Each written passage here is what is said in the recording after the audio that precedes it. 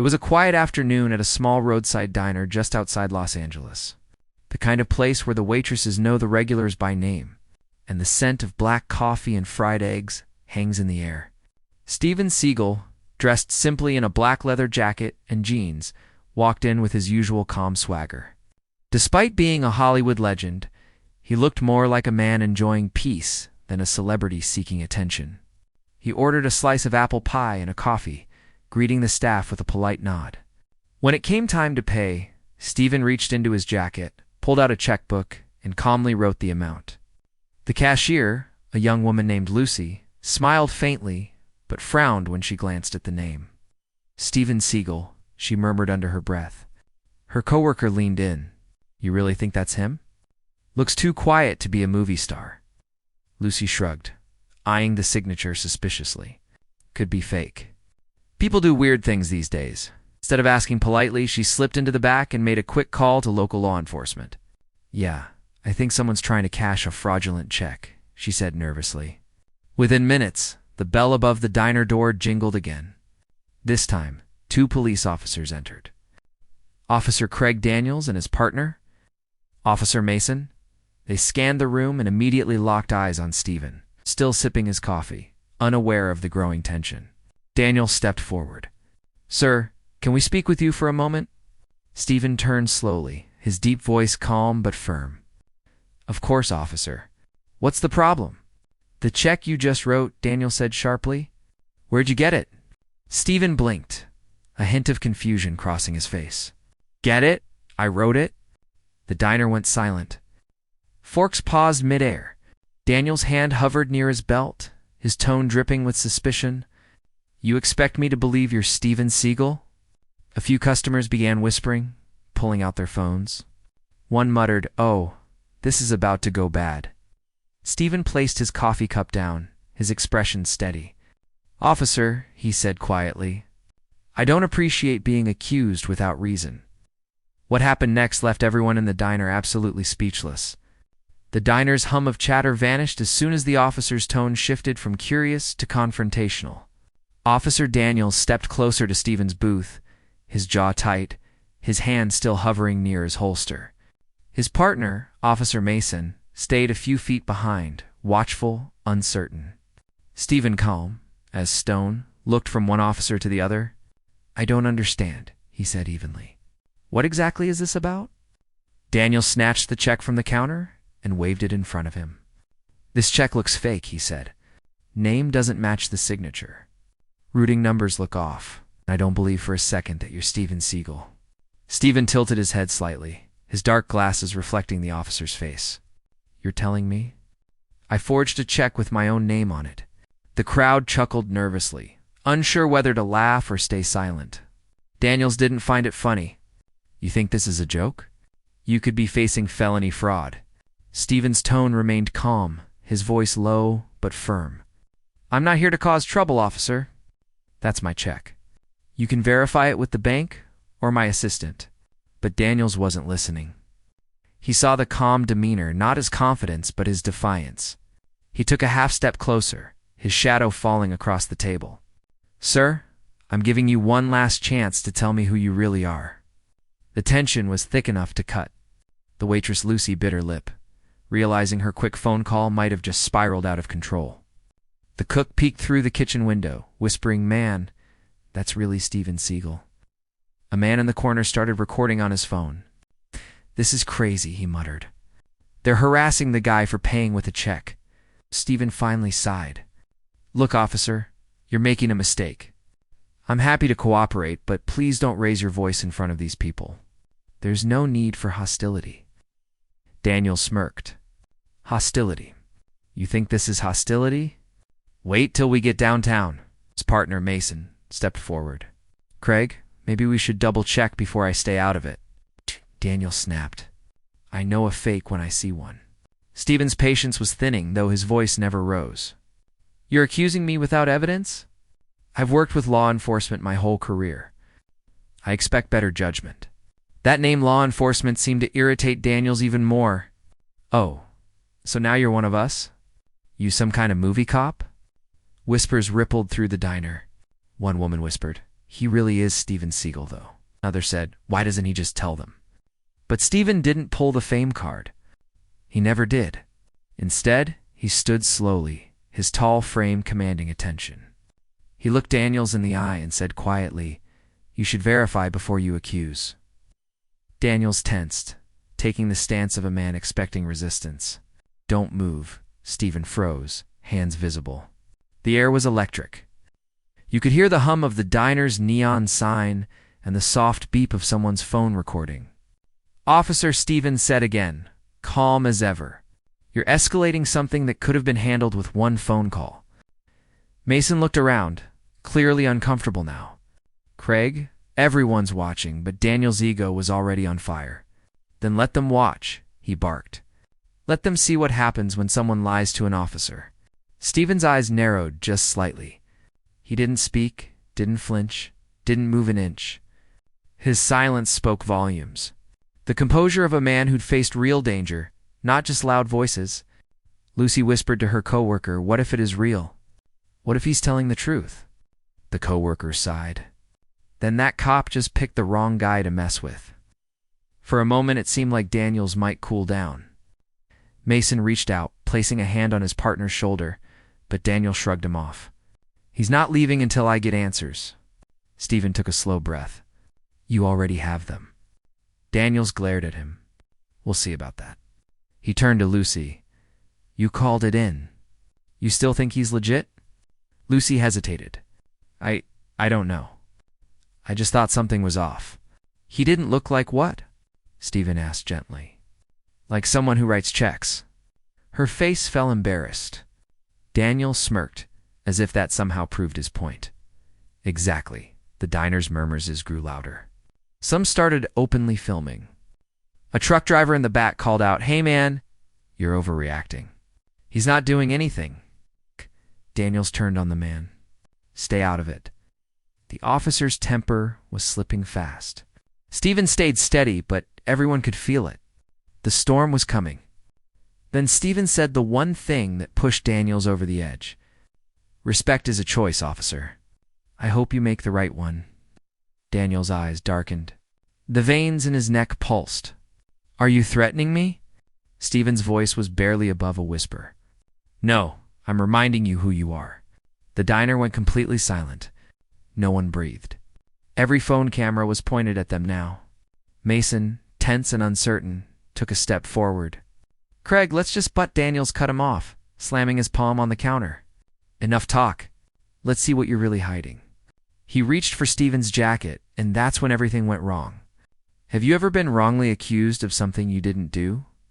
Let me know your experience in the comments. And also tell us which country and city you're watching this story from. It's amazing to see where our viewers are tuning in around the world. But what happened next when the officer lost control shocked everyone inside that diner. For a moment, time seemed to pause. Every eye in the diner was locked on Officer Daniels, whose hand now gripped the edge of Steven Seagal's jacket. The hum of the air conditioner, the clinking of silverware, everything faded into a tense, suffocating silence. Steven didn't resist. He simply stood there motionless, his broad frame steady, and his expression unreadable. He had seen men like Daniels before, men whose tempers burned faster than their logic. Let go, Steven said quietly. Not as a threat, as a warning. But Daniels only sneered. You think you can talk to me like that? I don't care who you are. His partner, Officer Mason, shifted nervously behind him. Craig seriously calmed down. He's cooperating. Cooperating? Daniels barked. This guy's mocking us. Steven's voice was calm, but cold now. I've shown you respect. You might try returning it. That did it. Daniel's ego snapped like a brittle wire. Before anyone could react, he swung. A hard, angry punch connected squarely with Steven's jaw. Gasps erupted through the diner. Someone screamed. A cup of coffee shattered on the floor. Mason froze, horrified. Craig, what the hell did you just do? Steven didn't move for a second. His head turned slightly from the force, but when he looked back, his expression was pure steel. No anger, no shock, just that calm, steady stare that could freeze a man in place. Daniel stumbled backwards, suddenly realizing what he'd done. His own adrenaline made his hands tremble. He was resisting. He shouted defensively, but no one believed him. Half the diner had their phones out now, recording every second. The footage was raw, unfiltered, and damning. Stephen slowly raised a hand and touched the corner of his lip. A small streak of blood appeared.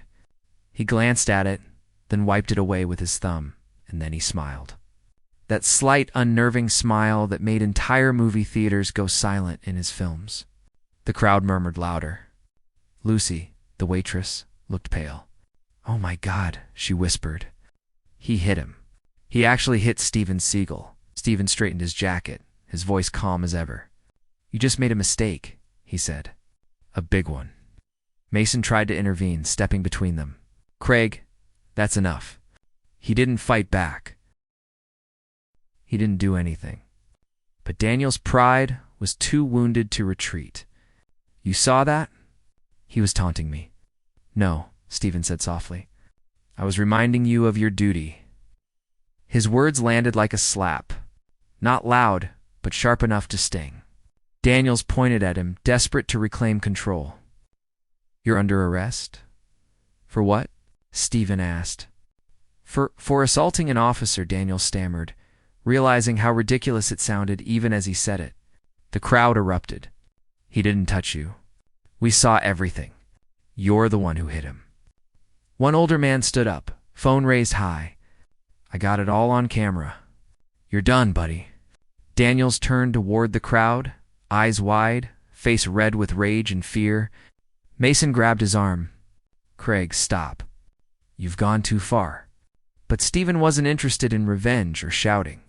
He simply sat back down in his booth, picked up his coffee, still somehow unspilled, and took a slow sip. That quiet act carried more power than any punch could. The diners looked at him with awe. His stillness commanded the room.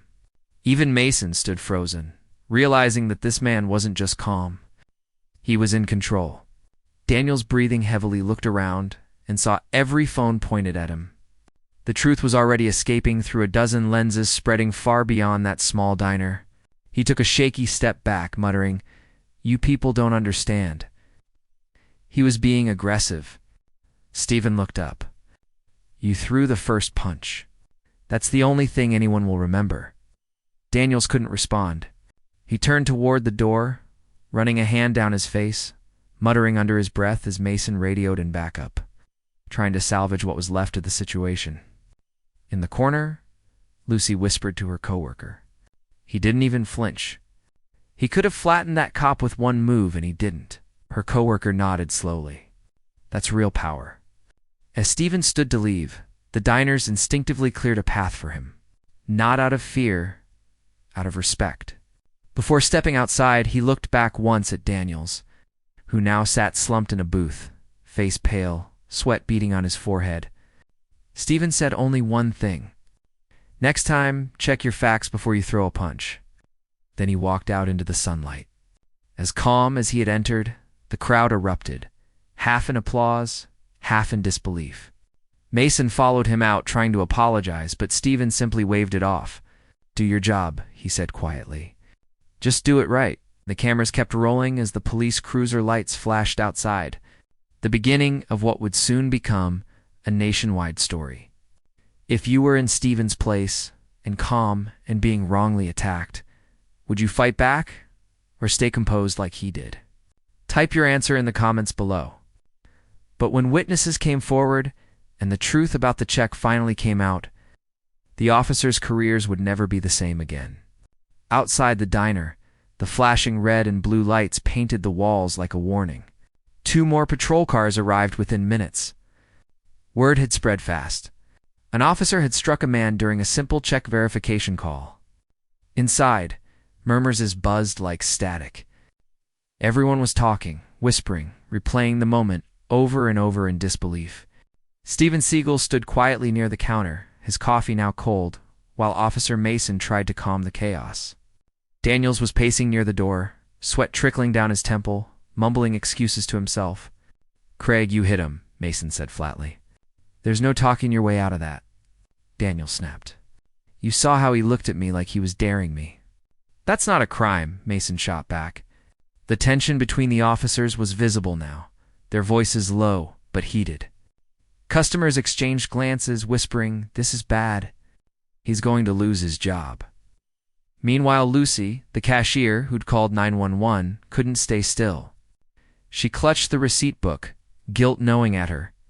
"I didn't mean for this to happen," she muttered. "I just thought." Stephen turned toward her, his voice calm and kind. "You thought you were doing your job," he said. "But assumptions are dangerous things." Lucy's eyes widened. "You're really Steven Seagal." He gave a faint smile. "Last time I checked," a gasp rippled through the diner. The people who had been unsure suddenly leaned closer, whispering his name like they were saying something forbidden. "That is him." No way. "The real Steven Seagal." "I knew it. I told you." Within moments, phones were out again. This time, not just recording, but fact-checking. A young man in a hoodie scrolled through his phone, comparing photos online. "Guys, it's true. Look, same face, same tattoo, same everything." He held up his screen to show the others. "He's an actor, martial artist, ex-law enforcement consultant. And this dude thought he was a scammer." The whispers turned into outrage. "He hit Steven Seagal." One woman shouted, "You're finished, man." Officer Daniels froze, looking around as the crowd's energy turned from fear to fury. Mason stepped back, realizing the situation had spiraled completely out of control. Stephen raised a hand. "Please," he said calmly. "No shouting.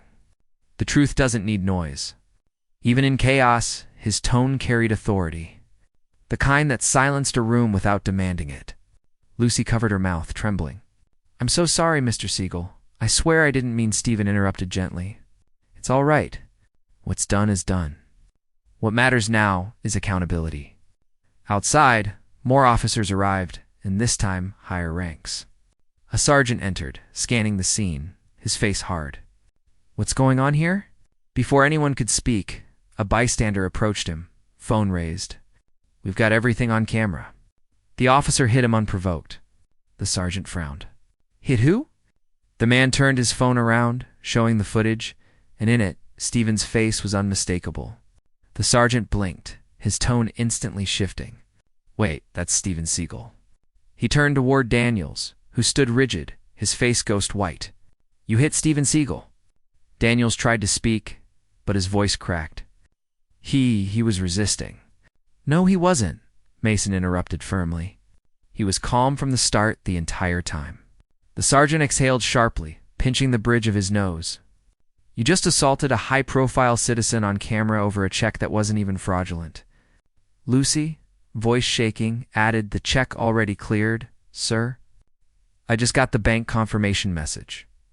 The sergeant turned toward her, disbelief spreading across his face. "You mean the check was real?" "Yes," she said softly. "It was legitimate." The crowd erupted again, some shouting, others filming closer, zooming in on Daniel's broken expression. Stephen stood quietly amid the chaos, his composure unshaken. "You see," he said evenly, "truth has a way of finding its way out, even when people try to bury it." Mason turned to him, genuine regret in his eyes. "Mr. Seagal, I'm so sorry for what happened." "You didn't deserve any of this." Stephen nodded. "Just remember what I said. Respect is earned by how you treat people, not by what's on your badge." The sergeant looked at Daniels, his voice cold and formal now. "Officer Daniels, you're relieved of duty?" "Effective immediately." "Hand me your weapon and badge." Daniel's mouth opened, but no words came out. He looked around the room, one last time at the phones, the faces, the judgment, and every pair of eyes, and knew his career was over. Slowly, he unpinned his badge, placed it on the table, and walked toward the door, his head down. Outside, the sound of applause rose from the bystanders who had gathered on the sidewalk. Not wild cheers, but slow, steady claps of respect for Stephen's restraint, his calm dignity in the face of humiliation. Lucy wiped her tears and said softly, "You could have fought back, but you didn't." Stephen smiled faintly.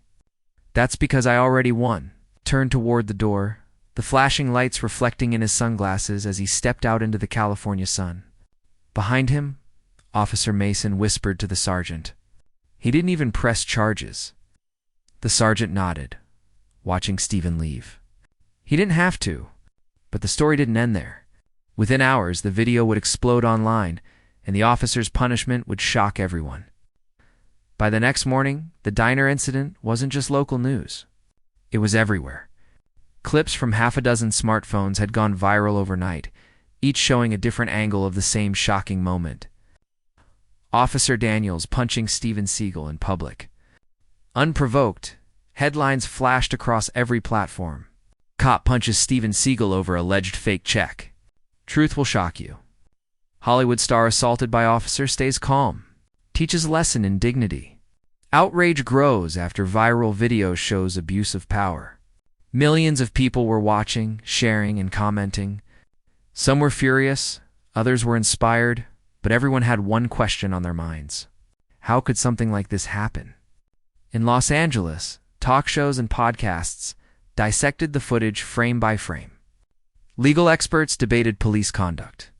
Celebrities tweeted their support. And in the middle of it all, Steven stayed silent. He sat in his quiet home outside Los Angeles, sipping green tea in his garden. The sound of birds, the rustle of bamboo, a world away from the chaos online. His assistant, Tara, rushed out with her tablet. Steven, it's blowing up. CNN, TMZ, even BBC picked it up. They're asking for your statement. Steven smiled faintly. They can wait. Tara frowned. Sir, this could be your moment. Everyone's behind you. If you make a statement now, he interrupted gently. If I speak in anger, I become part of the noise. I'll speak when it means something. That quiet discipline, that control me, was exactly why people admired him. Even those who weren't fans of his movies were praising his calm. In a world where outrage ruled, Steven Seagal had shown restraint. Across town, however, the mood was different. At the police precinct, the air was thick with tension.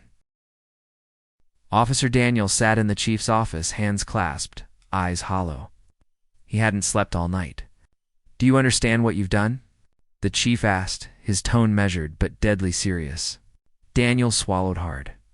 Sir, I thought he was... You thought wrong? The chief snapped. You struck a civilian on camera without cause. And not just any civilian. A public figure with law enforcement training credentials. The world saw that punch, Daniels. There's no coming back. Daniel's voice cracked. I didn't mean... The chief slammed a folder shut. Intent doesn't matter anymore. Results do.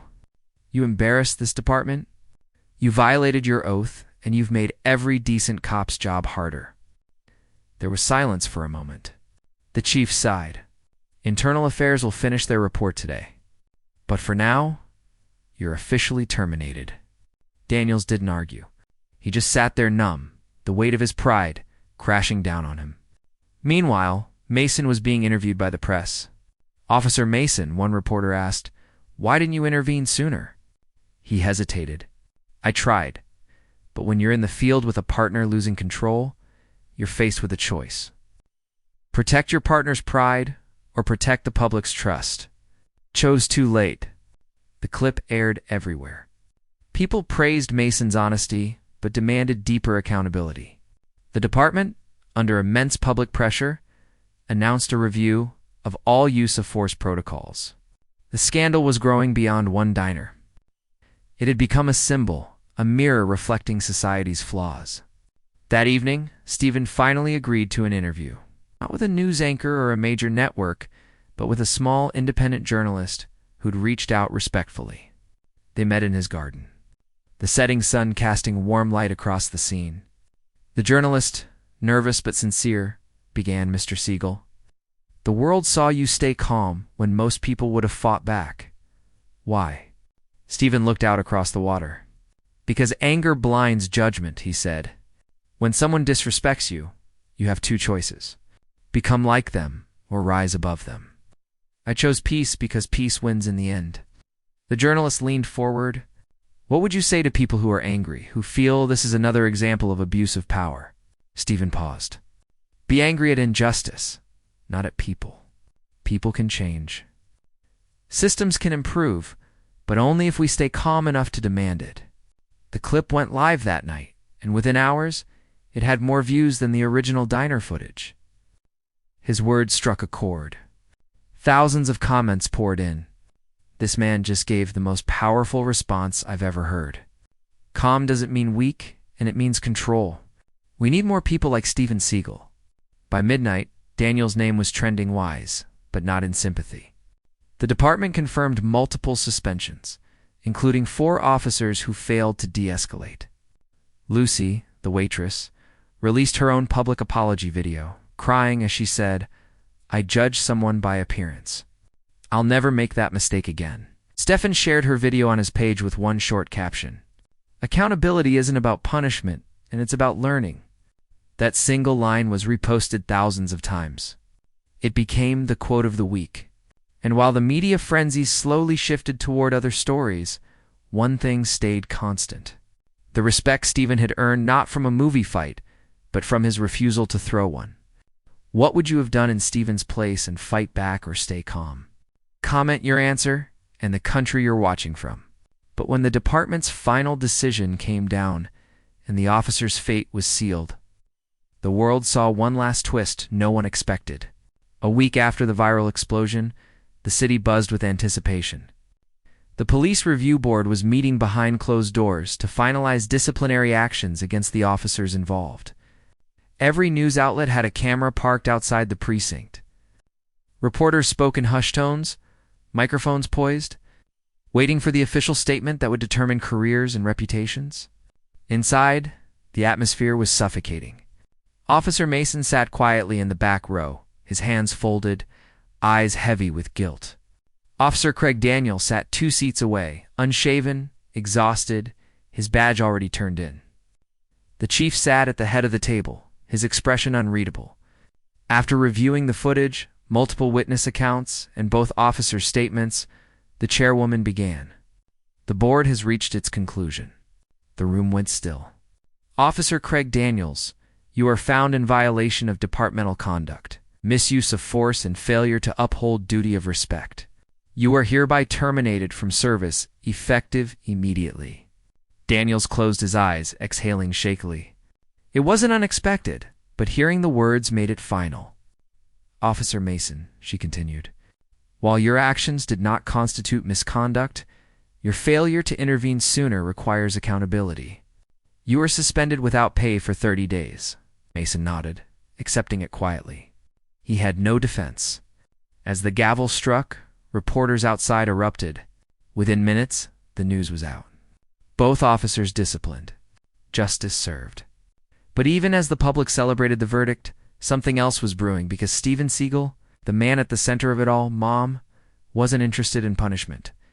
Later that afternoon, Steven arrived at the precinct in person. Cameras swarmed the entrance as he stepped out of his black SUV, dressed simply in a black jacket and sunglasses. He ignored the shouting questions and walked calmly inside. Every officer in the lobby fell silent as he passed. Even those who hadn't been involved felt the weight of what he represented. Integrity, restraint, control. The chief stood from his desk.